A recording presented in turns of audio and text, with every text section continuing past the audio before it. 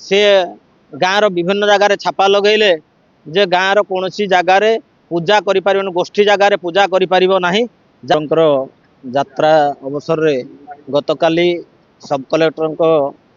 चांबर एक बैठक होता समाधान बैठक होता ग्रामर गोटे गोष्ठी सब कलेक्टर को गोटे कम्प्लेन देते आम सवर्ण असवर्ण गोटे भेदभाव रही किंतु वास्तव में आमर सवर्ण असवर्ण कौन भेदभाव ना आम दीर्घ दिन है आंबपाल ग्राम रामनवमी पालन कर 2007 मसीह अन्य एक कारण गंडगोल है जोटे कि उभय पक्ष अरेस्ट हेले एवं केस चलला परवर्ती अवस्था केस सरला केस सरला आम ग्रामर युवक मैंने एकत्रित हो पुणी यात्रा करने प्रयास कलु एवं उपजिलापाल महोदय को कहलु जे आम वर्ष रामनवमी यात्रा करूँ सी आमको कहले यात्रा कले कौन असुविधा ना गतकाली आम आसिक सब कलेक्टर पाखे बसिलु उभय पक्ष बसला निर्यास बाहर जे गोटे हाइकोर्टर ऑर्डर आसी हाइकोर्ट ऑर्डर जेहेतु होती से दृष्टि आपण मैंने यात्रा आउ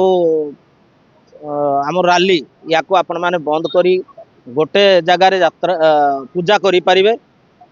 गोटे जगार किंतु परवर्ती अवस्था से मिनिट जिते बाहर 12टा पर सी गाँव विभिन्न जगार छापा लगेले जे गाँव कौन जगार पूजा कर गोष्ठी जगार पूजा कर जार प्रतिवाद रे आज आंबपाल समस्त राम प्रेमी भाई भौणी माने आसी सब कलेक्टर जो मनोभाव ख्रिस्टियान प्रेमी मनोभाव को